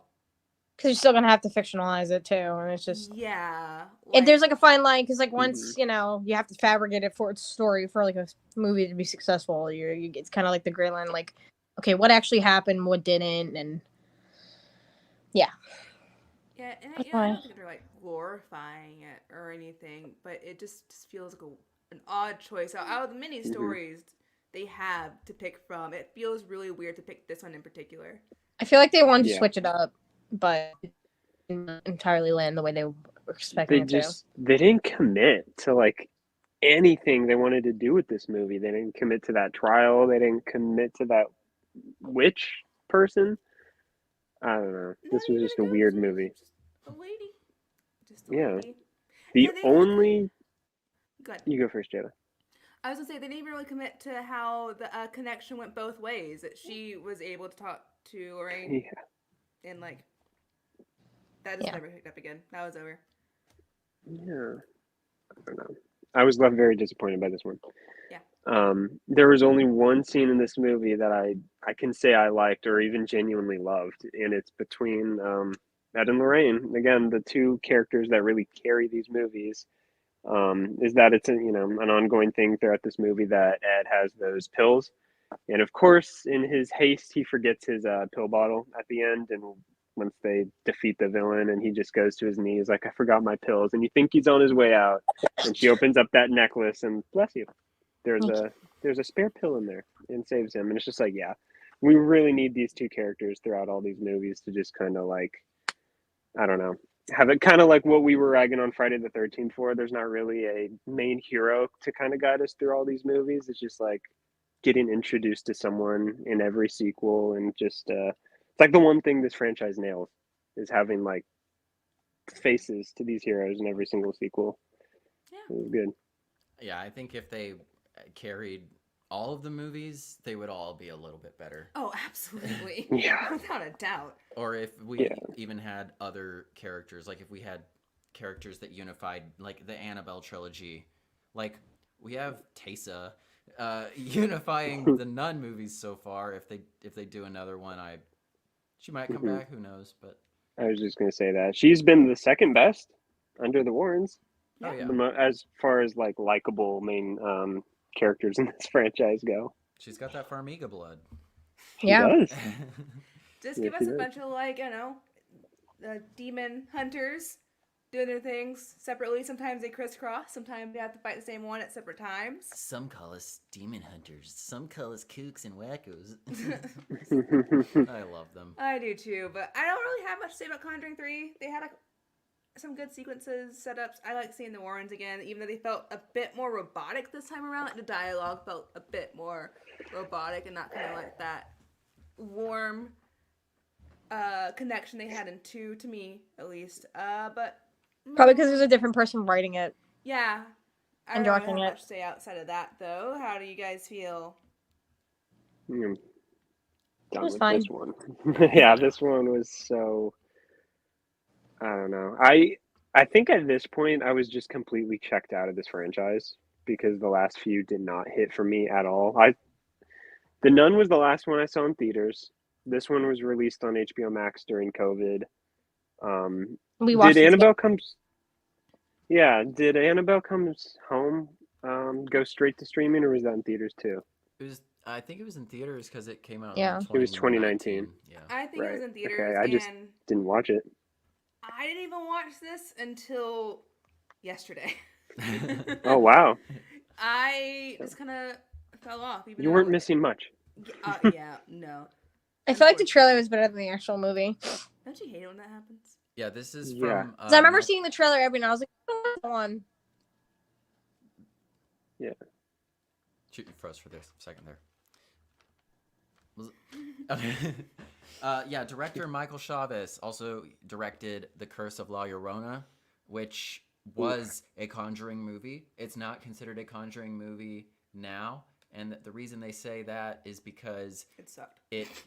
that's the real reason. But they say it's because there was like 3 specific producers working on all of these, and one of them didn't do that movie. But I think it would be a Conjuring movie if it had been critically and commercially successful, but it wasn't. And I might still watch it. I didn't watch it this week because who has the time, but... We could just watch the one that's actually good about the same story. Oh yeah, there's a foreign language, there's a Spanish language Listen, I'm sorry. La Llorona movie that's actually critically acclaimed. Yeah, because the thing is, guys, they're taking an urban legend from Mexico, and they play like the story's set in California. It has nothing to do, no connection to it, and it's like The actual urban legend has always freaked me out. yeah. So when I knew it was going to be a Conjuring movie, I was like, okay, that's potential. It's something new. And then I saw the movie. Actually, I saw the trailer and I already knew we were doomed. And then I saw it when it was finally on TV, and I was proven right. Yeah, I haven't house seen still the scares- critically acclaimed one though. I really want to see that one. But the house still scares you. The house scared me because it was based on the urban legend, not the movie. How it should be. It's fun legend. Oh God, I would love to do a La Llorona movie. Oh, it's genuinely scary. Yeah. And I watched a movie that just taught me what not to do. I'm sorry, Linda Cardellini. We still love you, but Oh, wow. I love her so much. Freaks and Geeks, anyone? Yes. Yes! Oh yes. Cool. Yeah, but what about Scooby Doo? Sure. Scooby Doo or Hawkeye's wife and Lila. Oh. Lila. That hurts to hear, guys. My name's Teefs. Oh. The sky is beautiful and it is forever. No, Blake. My name is Floor. Guys, No, I'm stop. You're gonna make me cry. She was definitely lying on the floor at the end of it all. Ooh. I'm gonna have a breakdown. Stop. Anyways, we've seen all the Conjuring movies. We talked about all the Conjuring movies, and we have 2 people who were just recently introduced to or the Conjuring movies. Cam, how do you feel? It's spotty. Like any franchise with like 8 movies in it, there's some hits and some misses. I definitely would say I am invested at this point. It's kind of more like, the DCEU of horror than the MCU of horror. And I know Yeah. y'all have different feelings about the DCEU, but that's a different tangent. I like. Let me say this. I like, for a quick tangent. No. I like all the That's movies. fine. I like all the movies in the DCEU in terms No. of being a cohesive cinematic universe. That's where it loses me, and it's not one person's fault. I need everyone That's watching this why we're video to getting know it a is reboot. not one singular person's fault for how poorly the DCEU went about its connected universe. But now there's someone whose job it is to make sure that doesn't happen again. And now there's hope for the future. They There spent is 10 years a bright trying to future. subvert Marvel's formula, and they finally gave up and said, we are going to hire someone and we're going to do Marvel's formula. Yeah, I mean they That's when I could got have a guy had from it. Okay. Marvel. Hear me out. They actually Coulda done it. had that plan. It just didn't work out that way because they had slates like planned the way the MCU did, but just didn't come through. They didn't have one person to oversee that, and that was the problem. The one person they did have, they cut and ran once it didn't really work out. Which, if they stuck by his side, it definitely would have been fine. But that's totally Yep. different Don't topic. make Sorry, me join yeah. the Snyder hashtag mafia on Twitter. Hey, he I was wouldn't- good I enough would to not reach go that Barbie far. Land, so. Jeez, no. You're gonna stop. I think about it. Okay, so I'm more open about loving like the DCU and Snyderverse, and not that Blake's not, but like when he does, some people will like find his post and then be like, "What he said?" He's like, "I don't condone any of this." That's actually what I was gonna say. I had a tweet That's why I like started last laughing. month where I said it's not Snyder's fault the way things went. If they had just stuck with his plan and let him do the Justice League sequels, everything would have been fine. Because we were And rewatching his entire trilogy, and then it And was some like, people quoted saying hashtag restore the Snyderverse, make the Ben Affleck Batman movie, and I replied and I was like, I don't condone any of these. Like, I'm not it's with no. like not what I I'm was saying. like, You you don't see, like me, represent I could me. take it. I can say one thing and Yeah. nobody will like really crazy spam my thing, but like he says it because he doesn't talk about it a lot. They'll jump on that, and I'm like, I you just can't had do to- that. Run with it. I had to Mr. Incredible these people. Like, you're not affiliated with me. Yeah, Monsieur like Incredible. What he'd be like, oh, I gotta speak on this, and then like it's like they come out of hiding and they like, sniff it. They're like, new person, and I'm like, no. And I'm like, no. Like, I love the guy and I love his movies, but we're That's why I beyond warn his him. 'Cause time. I'm like, you're gonna get somebody that thinks you're like for it. Because sometimes if some people tag me and things, they're like, "Can you tweet this?" And I'm like, "No." I'm like, "No." No. I would have loved to see the Apocalypse saga Oh, yeah. of the DCU. I would have loved to see What I it. tell a lot of people, and it's hard to accept, but he never wanted to do a cinematic universe. He had an idea for 5 movies: Man of Steel, Batman v Superman, and 3 Justice League movies. And that's when Warner Brothers was like, "Oh, you mean Aquaman movie, Wonder Woman movie?" And he's like, "Sure, if that's what you're gonna make me do, fine." So And that's all I wanted was yeah, those 5 movies. exactly, and it's someone above him was the reason why you didn't get that. I mean, it's kind of Walter funny Hamada, though, because probably. like Oof. Quick tangent. the ones he on the didn't plan to tangent. be a part of ended up being like, more critically like acclaimed than like the ones he actually did. I mean, I don't like Saturday. entirely. What? I'm sorry, what did you say, Sabrina? No, it was just like, cause like him, creating like his universe, and then like him was like slowly introducing the Justice League in BVS, and before Justice League came out, like it spinned off of like Wonder Woman, Aquaman, but like, and they ended up being like more publicly like loved than his movies, even though he didn't like make them, he just helped, inspire them. Yeah.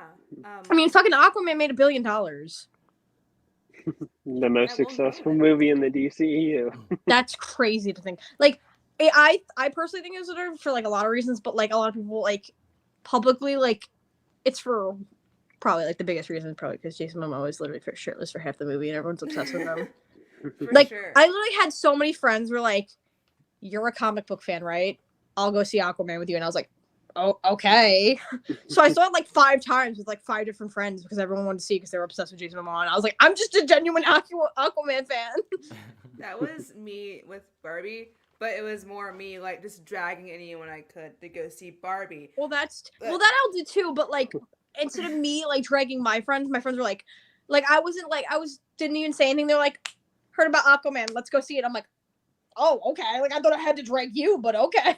Like, it happened so much. Like, I would get texted, like, you see Aquaman yet? I love Jason Momoa. I'll go watch it. And I was like, okay.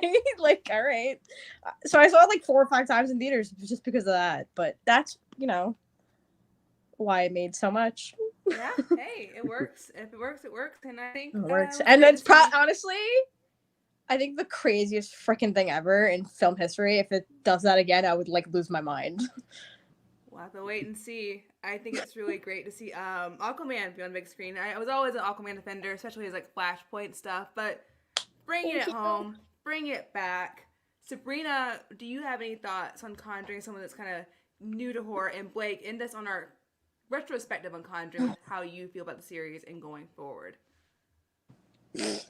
Very good questions, Miss Sabrina. I know. Sabrina, you want You to can go start first. with those? Oh, I'll end it off. I mean, I don't know if there's like a huge like overlook of, that I could add to like horror. Because like I said, I'm still like figuring out what I love and what I don't love. And like, I don't know. I always looked at them as more of like, before I got heavy into horror and like onto this, I always looked at them. They were just like cool, movies. Not like necessarily like a Blumhouse, but just like, just like a single horror movie that's like, oh, that's out, cool. I want like a typical jump scare, like thrill, just to go see with friends. And that's how I always looked at them. So like I never really fully paid attention to like the whole, it being like a whole cinematic universe with like Annabelle and then Conjuring. But like, I don't know, I like them. I think they're just like unique, and like they clearly work because they're pumping out sequels and spin-offs. So I mean, I don't know. I mean, there's someone out there that loves them. I like I said, I enjoy them, but it also could be like the cast too, like Patrick Wilson and Vera. But I don't know. I mean, like I feel like that's like a type of horror movies that they're gonna figure out, just useless spin-offs. So like that's gonna be one that if they can still pump them out, they're gonna keep pumping them out on sequels. So I don't know. I will also like say like I feel like some of them are very like hit and miss, but I also don't think that if they're trying to build a cinematic world, they should have different directors. Like they should. I mean, like obviously you can't always get the same director, but like at least have the views the same, or like the concept the same going forward. Because I just feel like everything's very inconsistent going forward, and that's why it's very. What? You need a Kevin Feige. A Kevin Feige. Yeah. Or a James Gunn. Well, that's why it's so, because we were joking about it before, but like the fact that James Wan literally started so many franchises, but like he didn't stay to like, even if he didn't want to direct it, like when you have someone start it, you should have them like produce or just like oversee and be like, this is what we're gonna do. And it's like, okay, because like that's why, I mean, not to like get like a different topic, but that's kind of like how I, like one of the things I had a problem with like the sequels of like the last Star Wars movies, like it was so inconsistent with directors. You know what I mean? But like that's what I mean. Like they started with one thing. My point is that like they started with one thing that was great. I'm sorry, but can I get my point out and you'll understand what I'm saying? So like they started out great. Yeah, they started out great, and then like another director came, did his thing, and then the last one he was kind of left to clean everything else up, and finally got to show stuff that he had planned since the beginning that the person in the middle didn't want anything to do with. She's a Last Jedi hater, in case anyone didn't pick up on that. I'm a Last Jedi defender. I have very okay. I watch it. I enjoy it, but I have some issues with the writing and a certain thing that happens. And I just have beef with Rian Johnson very badly because of it. So that's all I'm gonna say. Yeah, as far as Conjuring goes, they have James Wan and Peter Safran, and I think a couple of other producers that are on all of them. The problem is James Wan produces too many movies. He's like a producer. He's only an occasional director, which is where he really shines. But I feel like when you say producer, it's like, I don't think it's entirely like producer. Like sometimes he could just, he told me that sometimes he could just slap his name on there, or just like, they'll give him like, okay, sir, can you sign this? And he doesn't know, and doesn't look it over. That's how I'm seeing it, because I don't know if he fully knows everything they're planning. They're just like, okay, you're a producer. Just put your name on there. Just look over a quick overview. Don't no. He's not thoroughly sitting and like looking at the script and where they're going with the story. You know what I mean? The producer is largely a financial role. Mm-hmm. Yeah. Peter Safran, who is a director on these, is also the new co-head of DC with James Gunn. Like James Gunn and Peter Safran are co-equal. But the difference But is Peter Safran Safran's does the been financials. involved. He sure But- loves his Jameses. But Peter Safran's been involved in DC before James Gunn even signed on. So like that's already still the same. I want But like real so quick. he's still like had Sorry. No, What? go ahead. No, go ahead, Sabrina. I'll tack mine on at the end of yours into Blake's. We're good. No, go ahead. No, I'm good. please. Oh. Well, I forgot for a split No, second, you so hang I up. need a moment because I was going to say something. Oh, I do have one theory of how this is all going to end because I need people to be okay with letting stories and franchises end. And if they want to end The Conjuring, the big bad demon, is going to be the same because we see a reoccurring image of a demon that looks the exact same in like almost all of these movies. Mhm. You know, you guys know the one I'm talking about, right? Yeah. Black Mhm. horn dude, Yeah. demon guy, whatever. The horn guy? The Horn guy guy. with horns? Yeah, the guy with horns. Demon guy.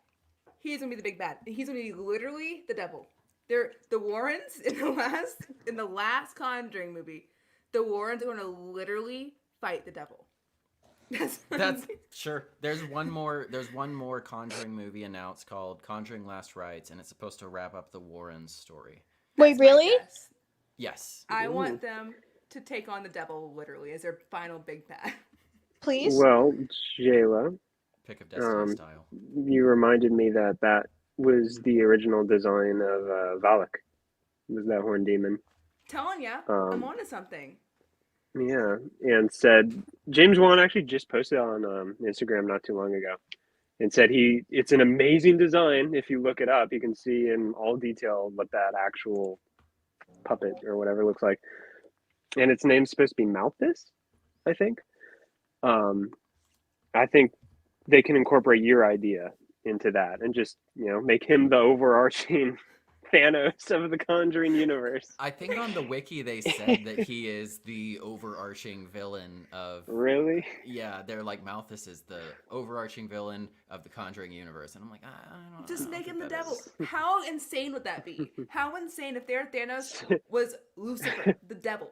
So you see, we have in the Conjuring finale, Malthus, is going to take on the Warrens. The fight for souls instead of stones. Oh Great my idea. gosh, Blake, wrap up our Conjuring retrospective, please. Oh my god. This is a fun franchise. I like it. I enjoy myself, even if it's one of the bottom tier Conjuring movies. I still have fun with them. I can get some occasional entertainment out of the first Annabelle, like having to rewatch it for this episode. I've always been an Annabelle creation defender, so there's always the higher quality versus the lower quality Conjuring movies, and lately they've been more towards the lower quality. I still have yet to see the Nun II, so I don't know how they're doing today, but like I'm always gonna see them eventually.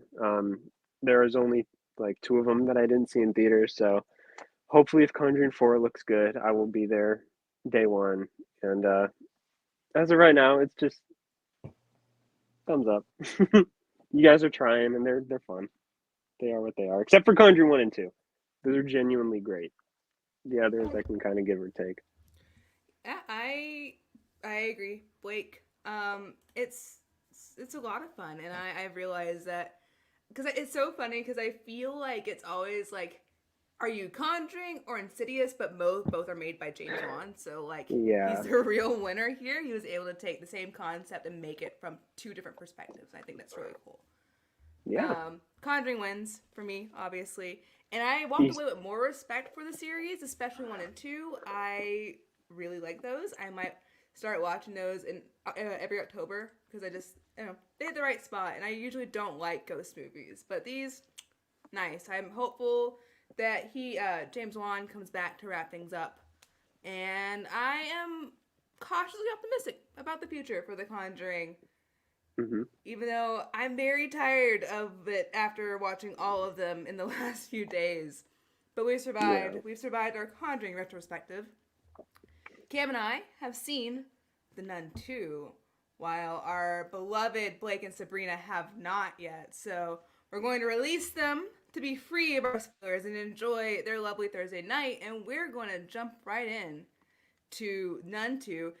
Thank you so much, Sabrina. Thank you so much, Blake. I love having you guys here. I love hearing your perspectives. I've been looking forward to this episode for so long, and I really can't wait for you to see Nun II, because I am very curious about what you guys think, your thoughts on it. I'm very excited. I hope it lives up to my very small expectations. The bar is like touching the ground. That was me, yeah. So at the very least, I know I'll enjoy it to an extent. For sure. Sabrina's like, it's gonna be good. Shut up. Yeah, we liked it. We'll say that. Yeah. So, Everyone I know in my life. He's gonna say that, and he's gonna be like, you know what? I liked it because I enjoyed it with Sabrina. Yeah, we definitely We'll liked see. it. Who's to You say? fooling me? Who's to Who's to say? say? We should get that on Who's to shirts. say? It's our saying now. Who's to say? Yeah, she loves He it. says that to me all the time, and I'm like, stop, please. Ever since we had that talk during one of our shows, like, we've incorporated Who's to Say whenever we're watching about movies. Yeah, it's a lifestyle now. It is. It's a Who's to Say lifestyle. But again, thank you, Blake. Thank you, Sabrina. I know you guys have busy, busy lives right now, so want to let you go and show you some love and appreciation. Thank you. Yeah, Have thanks a for good sticking rest. around so long. Yeah. Oh, we, yes. Running long tonight. We ran super Yeah. long. I'm so sorry, but thank you for sticking with us. I'm a little late, but I love this franchise. And I hope I can report back sooner rather than later for thoughts on the Nun II. Absolutely. And everyone who watches this retrospectively, you go a huge like and subscribe for Blake for staying late, because he's a real trooper. You're He's here a in the real chat, trooper, drop a please. like. Every time I hear myself ask someone to drop a like, I just Blake has earned it. He really has. Drop a like down below, leave a comment, subscribe. smash that button, guys. Smash that like button, hit the reminder, please. Hit Yeah. the notification bell, and I will be right back. Oh! I got to say it. I stole the thing. He said the thing. Now I can't do it at the end. We're all gonna Yeah. get murdered now. We'll be It's right gonna back. cut off. There you go. We'll all be right back. We'll all be right back. Love you guys. See you later. Bye. Much love. Bye. Have a nice night. You too. And then there was two. Then there was one. And then there was, well, there's two. There's two. Oh of us. yes, for sure. Yeah. There's one screen, but there's two of us. Oh my god, this show is so long. Do you want to keep the Nun brief? We can just, I mean, are you in a rush? Do you have somewhere to be? You have a hot date tonight? No. I don't know if you were like fishing for compliments there, but What? I didn't know. It was a joke, you dingus. I'm hanging out with you more. I'm not saying you're not attractive. Cam, This is getting so. you're digging yourself into the hole. The Nun. Two. Dos. The Nun dos. Someone left. Everyone left. There's no one left in the live chat. I think they thought we were wrapping up the show. It was probably you being like, I don't know if you're fishing for compliments. I sounded like such an asshole. Okay. The Nun 2. Yeah, the Nun 2. Actually, I feel less pressure because no one's here. People might be here in post. Yeah, but it's different than them being here now. Okay. Overall thought. There is some aggressive child murder in this. There's a child that What happened? Okay, wait. I have questions. Who was this kid? Sorry, I keep hitting the desk. there was a kid. Was in it. he's It's not? What? Jesus. Okay. I'm sorry. I jumped way too far ahead. Wait. No, you're good. I called you Blake. Cam, start us off. Wow, all boys are the same. Oh my god. Shit. This is really non-spoiler. This is our non-spoiler review. The Nun 2 was an improvement upon the Nun 1. Yes. I think the nun herself, the Valak demon, doesn't show up a whole lot in this movie. So, my question is, this is probably just like a retcon, because in Conjuring 2, it's like, oh, this demon is showing up, Lorraine, right? That's how you say her name. Mm-hmm. Lorraine, second guess myself. She's like, Valak, he's like showing himself as something to like threaten my faith. Like, it's like a personal attack to her. So is it Valak? Or is this like our horn dude guy? That's my question. Are they even the same nun? Yeah, I found this one also a little muddled. It was more entertaining, which was probably because I saw it on a big screen instead of a TV at home. Yeah. I think that had a lot to do with it. I mean, we sit in the second row, so we're like immersed in it. The perfect row, by the way. Yeah, for sure. Row B, middle. Row B, straight middle. Absolutely. I wish we were able to go to a movie tonight. I know, there's nothing coming. We're in the dry spell of movies still.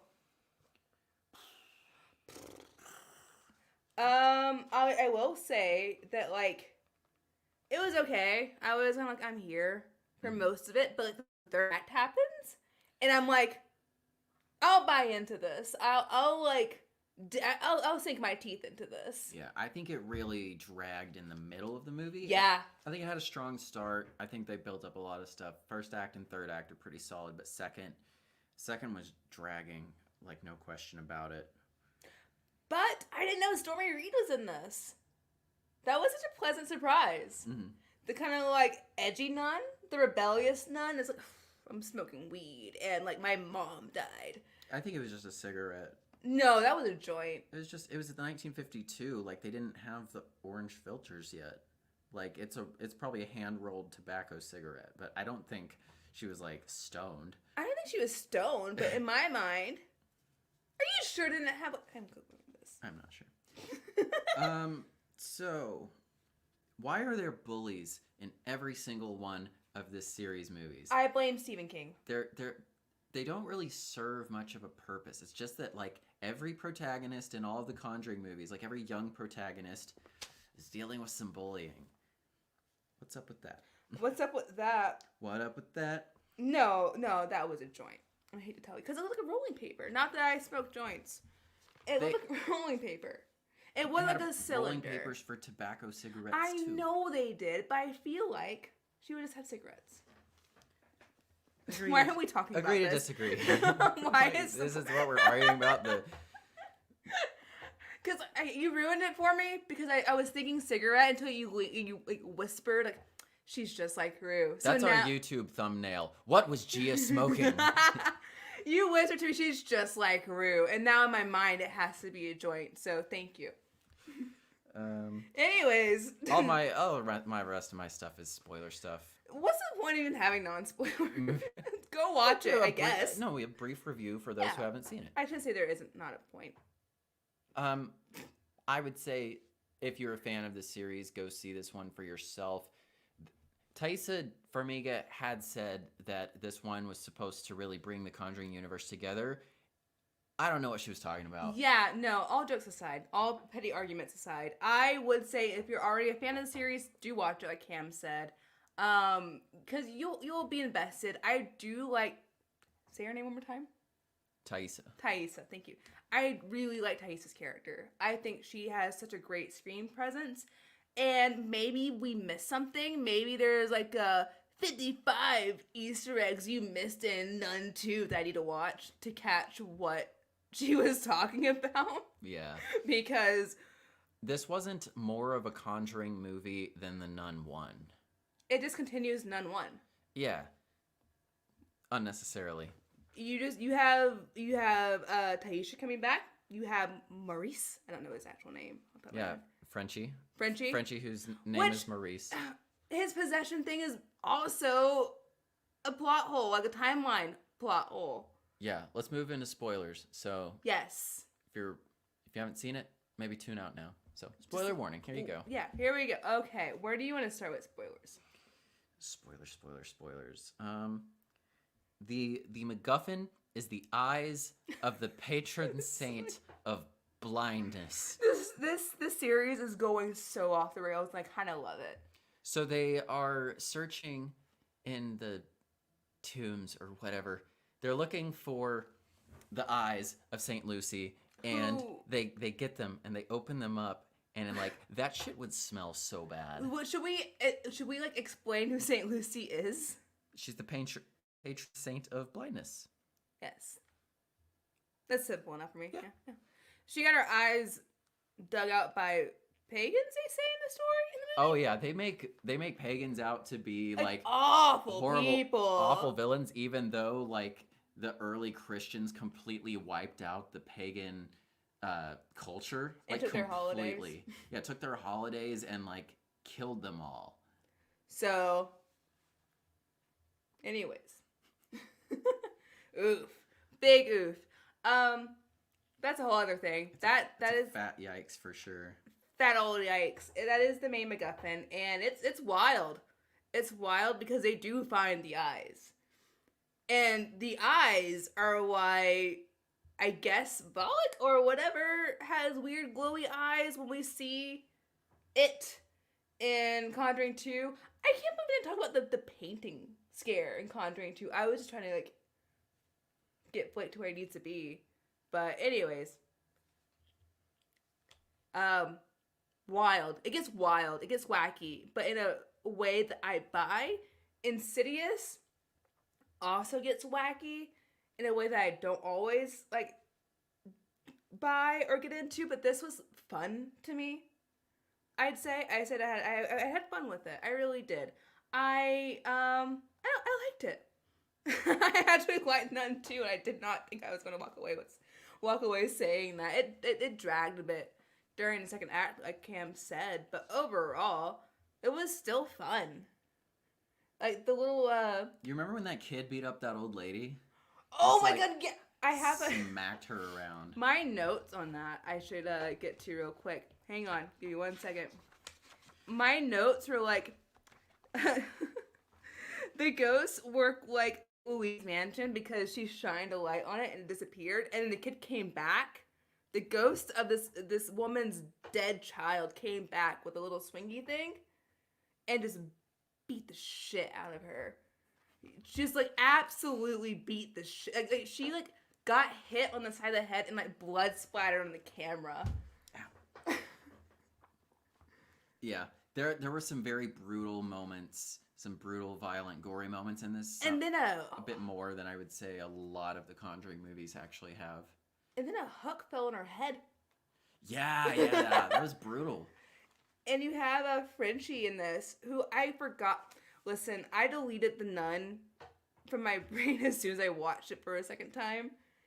And my notes like, this guy is too likable to survive this. And Cam's like, Jayla, he's possessed. He was in the first movie. I was like, yeah, so it's really confusing what they're going to do next, because there's the scene at the end of the Nun one when they circle it back to the Warrens. It shows that the Warrens exorcised him at one point, and they don't do that in this movie. They don't show up other than a post-credits tease, which, by the way, or mid-credits, whatever.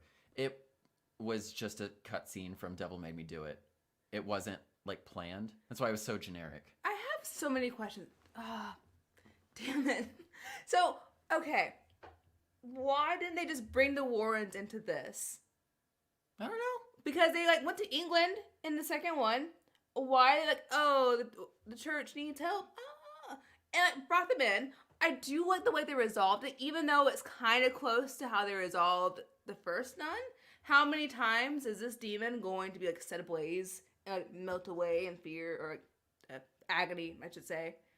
But basically, they set this one up better than the first one, I would say.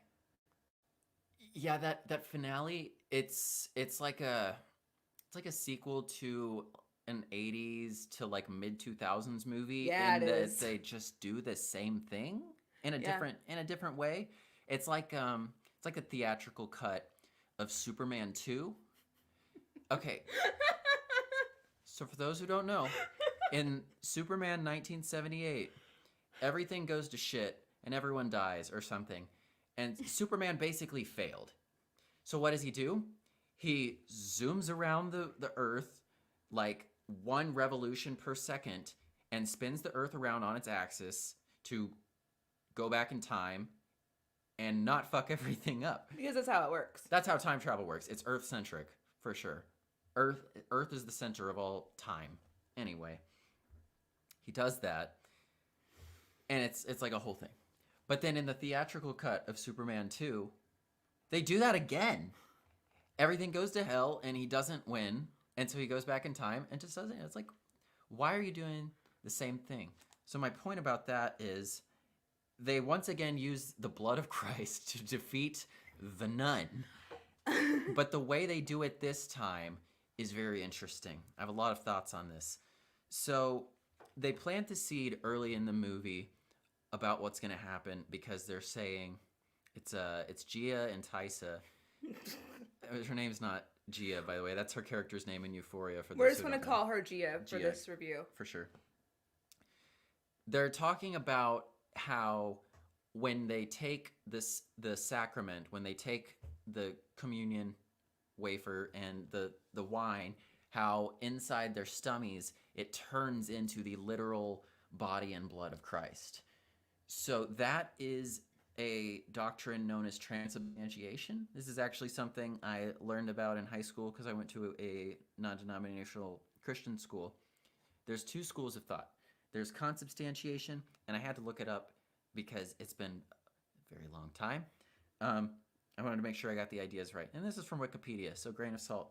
But consubstantiation holds that the substance of the body and blood of Christ are present alongside the substance of the bread and wine, which remain present. So basically, when you take communion, God is with you, and the food and drink are the food and drink in your stomach. But in transubstantiation, the blood, the bread and wine literally turn into Jesus's body. And so you're literally consuming Jesus's body. So these nuns believe in transubstantiation. They believe that if you have faith that is strong enough, it turns the wine into blood. And so using that faith, they explode this room full of wine and they just drench her in wine, but it's actually Jesus's blood again. Yeah, because they realize they're in wine. Because I guess Taisha's faith was already strong enough going into it. That was kind of making things a bit wacky. Mm-hmm. And they actually turn to Gia. She's like, pray with me. And they put their hands on top of each other and they start praying. And the wines go, yeah, and just drench everyone. And then it's like, oh, I'm melting, no. And it's just, I thought the way they filmed it was so cinematic. It was like an MCU moment. Oh yeah, absolute cinnamon for sure. Cinematography, I love it. What else? But how do you feel about that ending? I feel like this just should have been Nun 1. I feel like, yeah. Just add 15 minutes of introduction for characters. Just make this Nun 1. Yeah, let's retcon the Nun 1 out of the universe. Because you reintroduce Maurice, you don't have to the Maurice stuff we get in Nun 1 doesn't really matter. Make this Nun 1. Yeah. We didn't need it overall. This is a way better entry. Guys, I had really low expectations and it really low. So I'm so excited to know that I enjoyed this. Yeah, it was fine. I don't really have much else on it. I had really good scares. The horn demon boy was cool. He was chasing people. He stabbed someone in the boob. Oh yeah, when he impaled someone, through the door or whatever. Yeah, that was the bully. That was a cool moment. The one that was bossing the other girl to go check what's upstairs, and then Gia looks up and she's like, "What is that?" When you were telling Blake and Sabrina that you want them to fight the devil at the end of the series, I was like,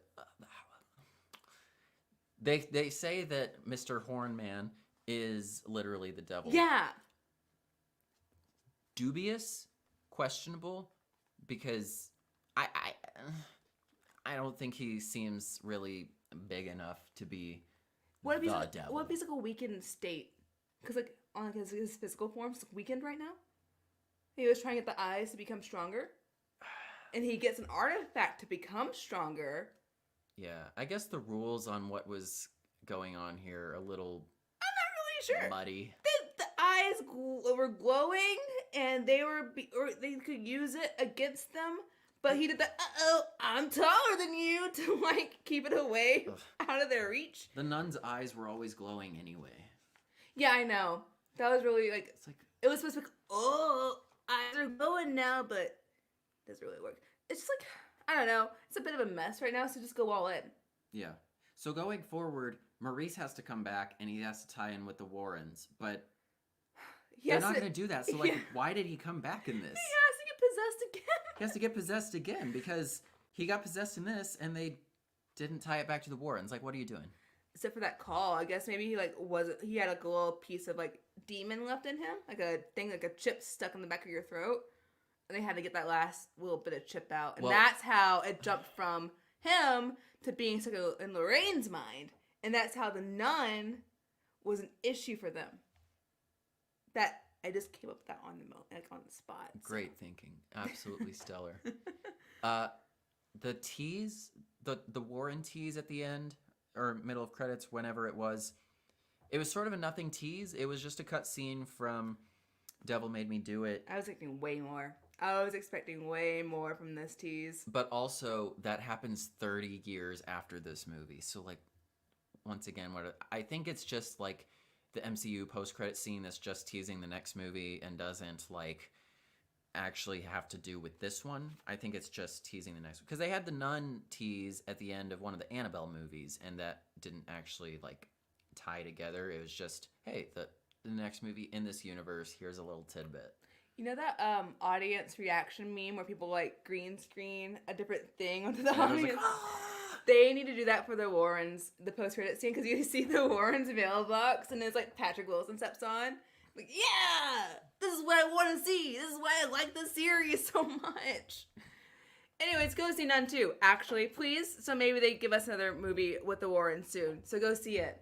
Yeah, I mean, they said they're gonna do Conjuring Last Rites. Supposedly, that's gonna happen. Support horror that people try with, and I feel like they really, really put effort into this movie. Yeah, that was a nice, quick review. Yes.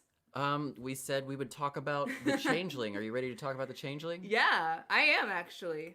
All right. Well, we were gonna cover the first 3 episodes. We watched 2. We have watched the first 2 episodes.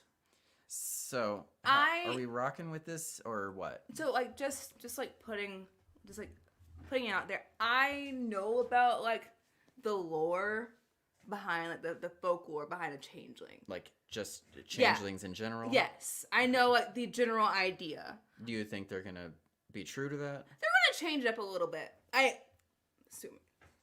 But that doesn't matter. I actually dig this so far for me. It definitely didn't go into like the generic.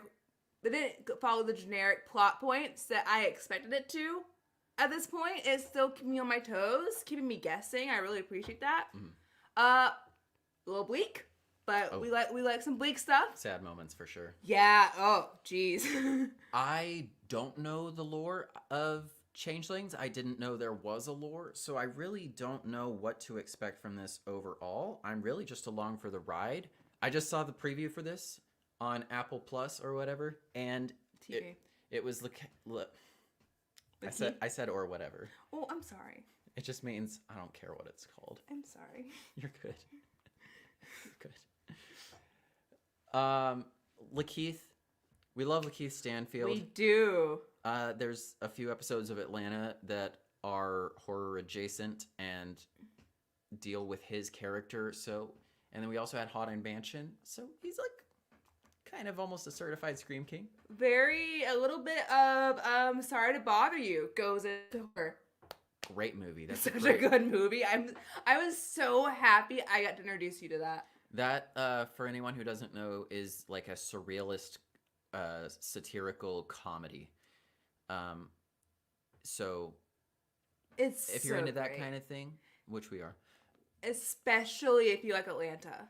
Yeah, Atlanta is a big recommend. It's a pretty quick watch. It's only 40 episodes, and they're like less than 30 minutes a piece.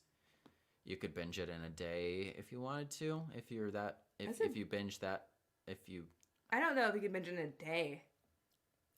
Anyone who set their mind to it could actually. I don't know. Yeah, In terms of total runtime, it's probably like 20 hours. Yeah, I was gonna say. You could. I mean, you just could really set your mind. If you didn't stop at any point and had plenty of caffeine and amphetamines. No. Don't do it. Don't do it. Very bad. You cannot say that. So far across the first 2 episodes, this is it's sort of just hinting at the horror elements. It's so far mostly like a drama. Yeah. And it sort of seems to be hinting at some scary stuff to come. Like I was trying to say earlier, I just saw the preview for this on Apple Plus, and and I saw LaKeith, and I saw that it looked kind of spooky, and I was like, let's just watch this. Let's just see. And so we did. And across the first 2 episodes, I am rocking with it, and I'm excited to see where it's going. We're keeping this spoiler-free tonight. Yeah. But hopefully week to week we'll keep up with it. Excuse me. I agree. I like the slow burn. I like the little pieces they're placing right now. Mm-hmm. I feel like there's going to be things that when you go back with the earlier episodes, especially episode 1, it's going to be like, oh, wow, I had no idea what I was getting myself into, but it's going to connect and flow really well. Yeah. I think we survived the episode. Is that all? Is that all the bits? I mean, there's a little bit of news I didn't put in the beginning because I didn't want to, I wanted to jump into it for Blake's sake, but we can save it for later. It's about Stuckman's movie? Well, the Stuckman's movie, John Carpenter is getting a series on Peacock, and we're getting a Justin Long Goosebumps series on Disney Plus - Hulu. But these are things that have just been announced. They're not in production or anything. No. They're releasing October 13th this year. Oh. Both. Well, maybe we'll get into that then. There's a lot going on in October.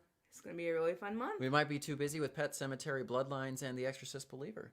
Yeah. Which Blake is excited about, so I guess we actually do have to cover it. We weren't going to, but now we know that Blake is excited, and we'll humor him on it. So we might be surprised. The beginning of the trailer just makes me think of Prisoners. I might sneak away halfway through Exorcist Believer and sneak into the Taylor Swift movie instead. And if you know how I feel about Taylor Swift, if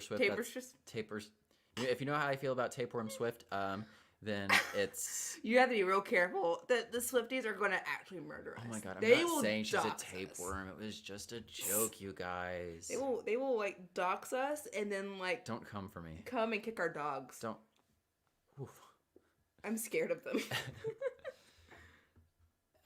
Anyway, thank you, lovely folks, for being here tonight. We've had a fun show. Be sure to subscribe on YouTube if you're not already, but if you're here, I reckon you are already. Ring the bell so you don't miss any of our live shows. Check out our Last Scare Lately playlist where we have all our recent stuff that we like.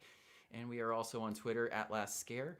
And we have our individual Twitter handles there and our description on there. Go follow us all. We're also on TikTok where we post clips and sometimes little promotional videos and just other little fun stuff, you know? Maybe, possibly more soon.